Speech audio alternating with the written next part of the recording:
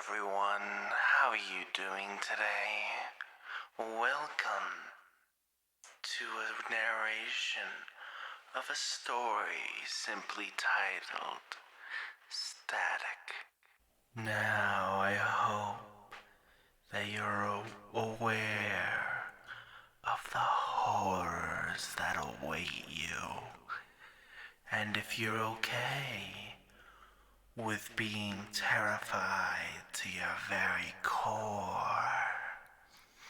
I suggest you get comfortable, because you won't be for much longer.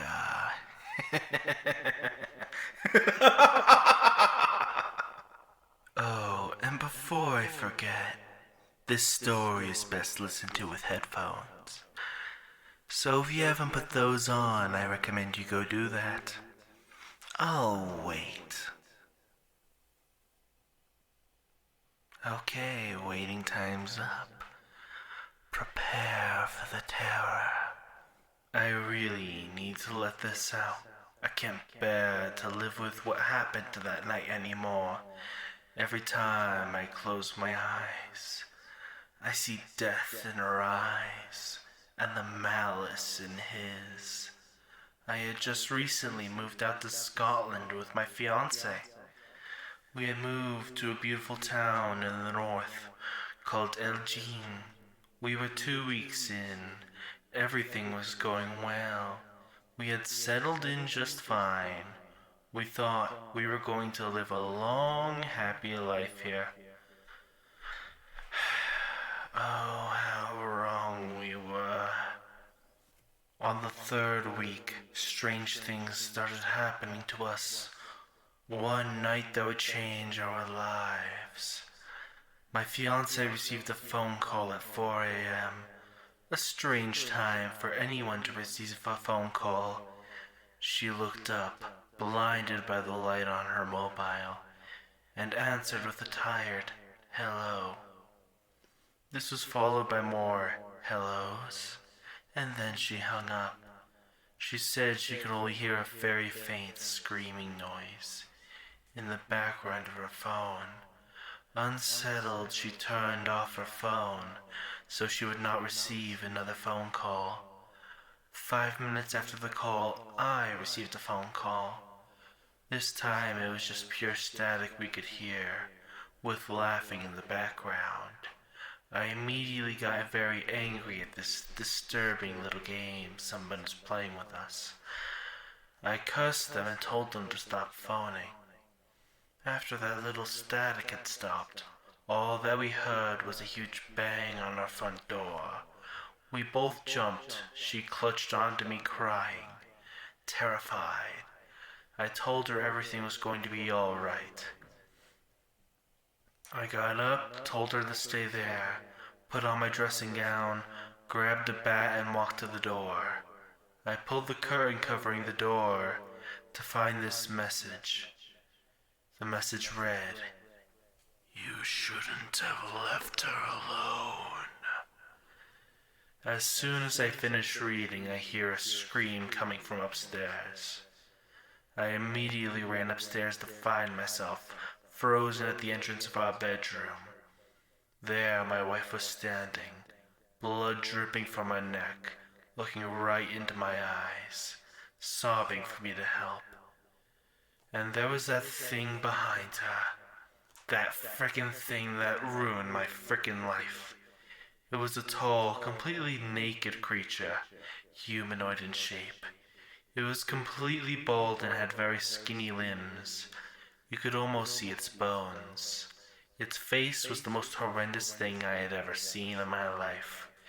It had a huge smile on its face, stretching right across. And he had completely bloodshot eyes, one significantly smaller than the other. I had never felt this feeling before. I couldn't do anything. I was literally frozen. I couldn't even speak. I couldn't even say how sorry I was. All I could do was cry. This creature slowly crept towards me, with my fiancé in his clutches.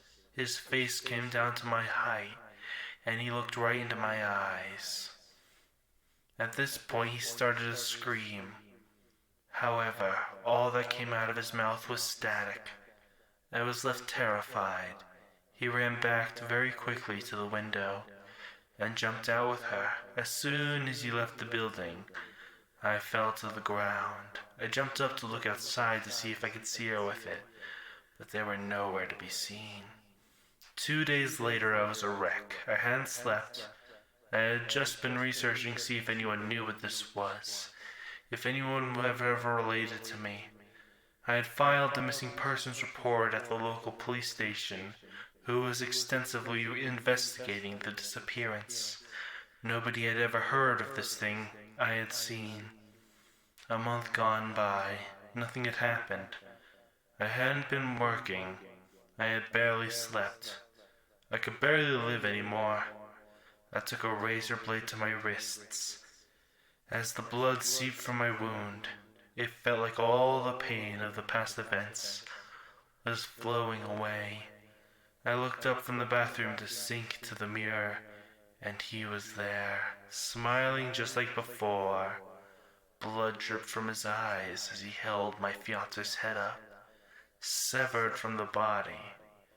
Again he screamed static and I fell to the floor. I felt my body growing weak as my wrists bled. I was terrified to look in the mirror, but I felt I had to.